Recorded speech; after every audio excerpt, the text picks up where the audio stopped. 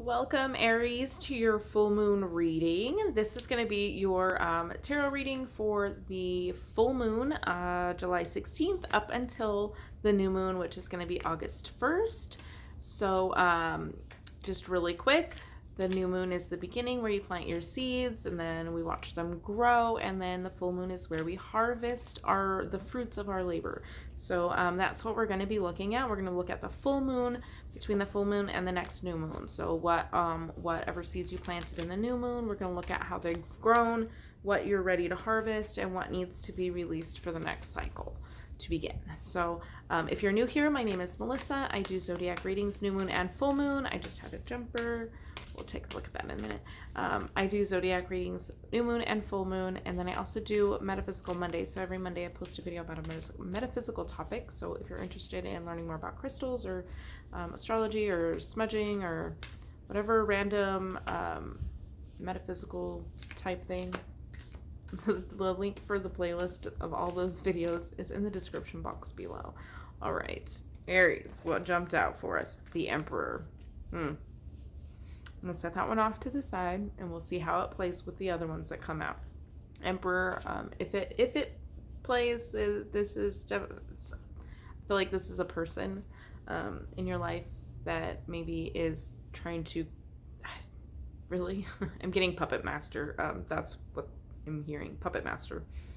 Which the Emperor is not always that way. So, yeah, let's see what else the cards have to say. What is Aries energy for the full moon? Aries energy for the full moon, July 16th. All right.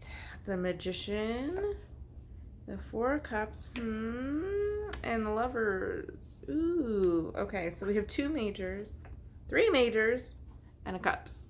Okay, three majors and a Cup. The cup I have here is not really the funnest cup. It's kind of sadness. It's really like not seeing all that there is out there for you, really focusing on feeling bad and not wanting to I just heard, just take the damn cup. Just take the damn cup. But yeah, it's really just not being ready. I'm hearing ready. You're not ready to take what's being offered to you. You're kind of, you want to stay sad for now. That's what I'm hearing. I'm sorry. And the Lover's card. The Lover's card is really not what everyone, it's not like, oh, you're gonna fall in love, the love of your life, your soulmate, your twin flame. That's not really what the Lover's card is about. Not to me anyways, especially in this deck. This Lover's card, I get jilted lover, jaded lover kind of vibes. Looks very familiar if you are a Tim Burton fan. This reminds me a whole lot of The Corpse Bride, and I'm pretty sure it's made to depict that, but yeah, it's choosing one. She is not happy. She's not happy. It's choosing one, making a choice that may ultimately hurt someone. So yeah.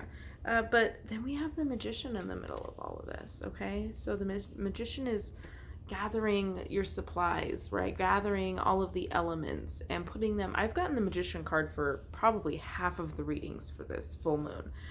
So definitely, I mean, the Magician is the manifester. The full moon is all about manifestation. Like, it goes together like peanut butter and jelly. But yeah, so he's the one that pulls all of the ingredients, right? The ingredients for manifestation are represented by the elements. So fire, passion, right? You need to have a passion, a drive, a motivation.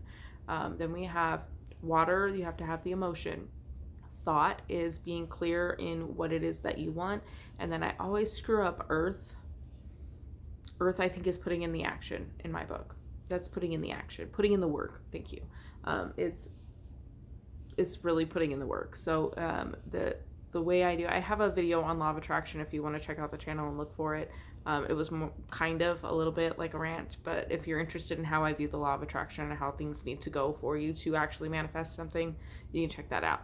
But your thought leads to a feeling, leads to a motivation or a why, and then you have to put it into action. And that's why I titled that video why the law of attraction doesn't work, or something along those lines, because people are missing that last step. People are missing the action step. So anyways, I kind of went a little bit off topic, I'm sorry. But the manifester, they're the magician, manifester, the magician, same thing. It's about getting all of your elements in place for this spell to work, to make some magic, right? And that's really what manifesting is. But I feel like it's between, I placed them between the Lover's card and the Four of Cups card. And then we have the Emperor off here to the side. Like literally, I'm looking at it and it's kind of like a picture of pictures. Okay, it makes a complete picture. We have the Emperor up here, being the Emperor, just overseeing everything, being the little fucking puppet master that I was talking about earlier. I'm definitely feeling why I was told puppet master. I feel like there was something that happened. There was a choice that was made that has you just like, no, I don't want your damn cup. Okay, I don't want your cup. I don't want what you're offering me. But I feel like with the Magician card in here, he is the manifester, and he is directly between the Lover's card and the Four of Cups. So I feel like there's a manifestation that happened that came between you and maybe somebody else. I really don't feel like it has to be another person at this point. I mean, it could be, but really there's only one person in this picture. The sadness could be caused by anything. This one though kind of does give a little bit of choosing between lovers, because it's the Lover's card, but really it could be any, it could represent any choice. Yeah, so I'm really feeling like there's a manifestation that happened that kind of caused this. So somebody maybe, okay, this is a very general scenario, please don't take it and run, but I mean, just for an example, for example's sake, say there's, you know, a boyfriend girlfriend situation, and one person in the couple, or girlfriend boyfriend, whatever, there's a significant other type scenario, right? They're together, but one is just not really happy, so they're just like, man, I really just want somebody to make me feel good about myself, or they're trying to manifest something for themselves. But what ended up happening, and this happens with a lot of manifestations, that's why you got to be clear with the thought part, and like, it's, I'm just hearing be careful what you wish for. But what it ends up doing, there is a side effect to manifesting, and that is sometimes that you lose something.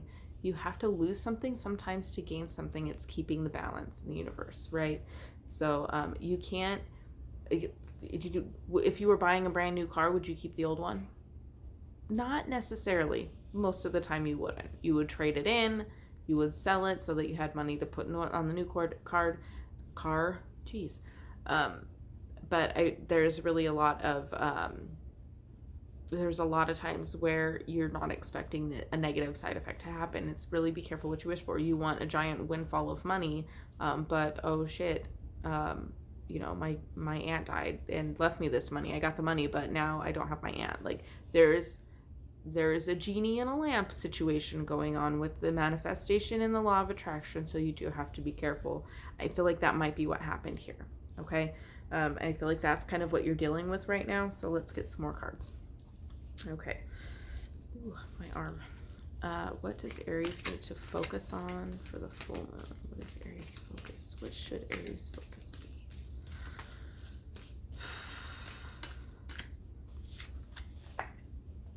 Wheel of Fortune. All right. Turning that shit around. Queen of Cups. Yes.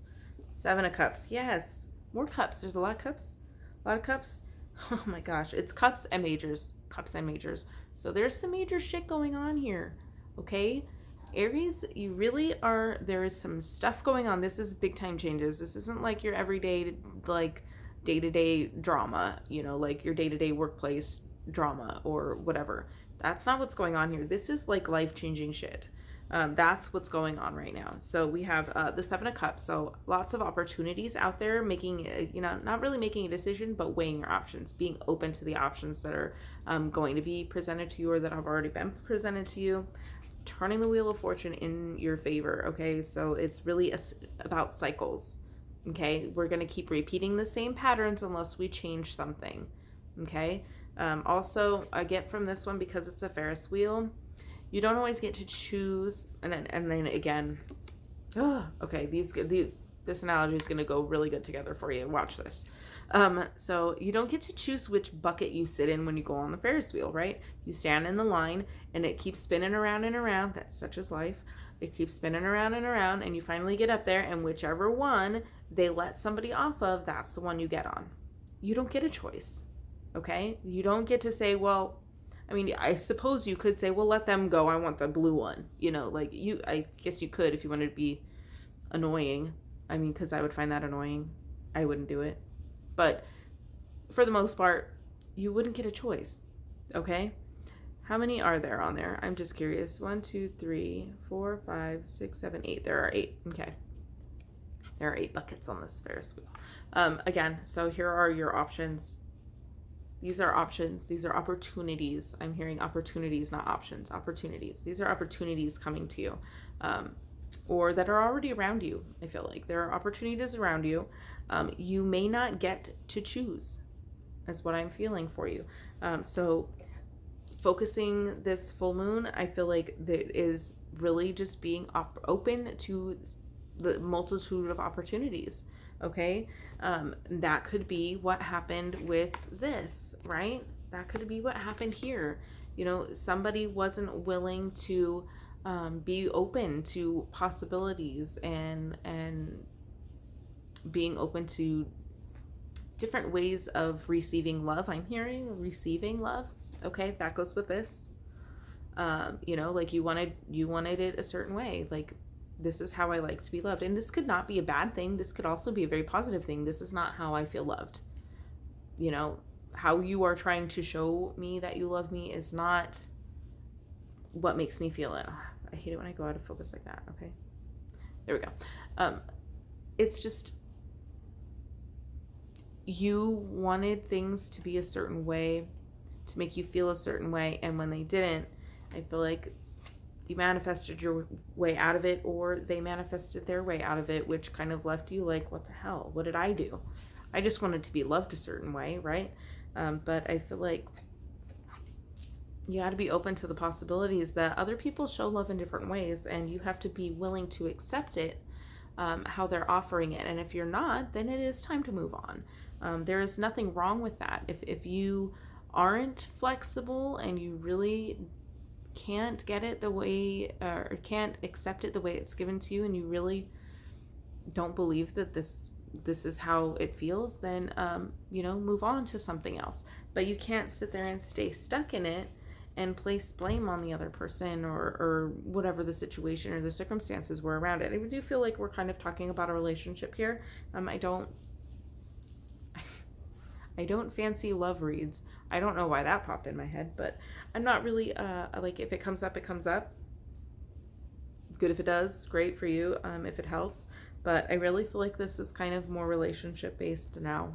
I do feel like somebody manifested their way into something that left you behind, as what I'm majorly picking up. But I feel like if you're a cross watcher, it could be the other way around, right? You could have manifested yourself something better and maybe left somebody else behind, and you weren't paying attention to all of the different possibilities or opportunities that are being presented with that person, and maybe you wanted to turn things around for yourself. Okay, the wheel of fortune keeps spinning.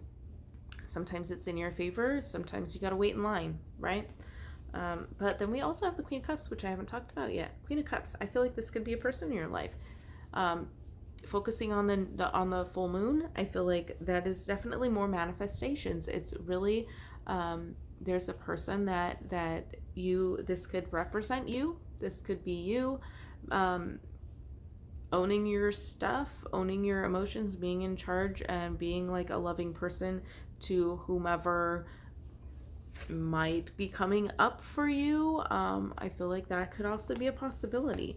So that could be what we're focusing on for the full moon, is really just kind of turning that wheel in our favor and paying attention.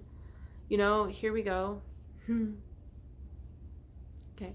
Uh, Planning ahead. Okay, so I'm going back to the Ferris wheel. Planning ahead and knowing how many, because I counted them before and I wondered why I counted them. Knowing how many buckets there are on the Ferris wheel, seeing how many people are in line, and standing by and biding your time until the right amount of people get in line so that you can get in line to get the cup that you want, or the bucket that you want. Ooh, or the cup that you want. All right. All right. Right. Okay, so I feel like that's the Queen of Cups. She's the one that's sitting back there going, okay, I'm waiting for the right opportunity to come along.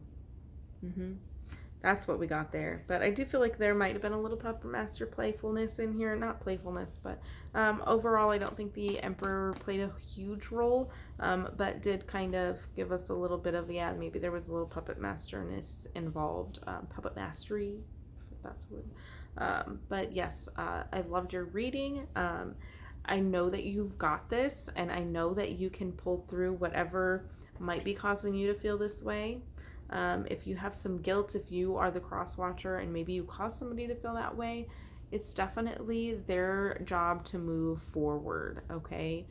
You can't make them feel better, and you can't completely give up what you need to make them feel better, because ultimately you can't make them feel better. It's up to them. So if that's for you, take it. If not, please leave it. But yes, I loved your reading, and I look forward to seeing you here again on the new moon, August 1st. I usually try and put the video out a couple days beforehand so that you can prepare. But thank you again for watching, and I will see you in the next video. As always, have a blessed day.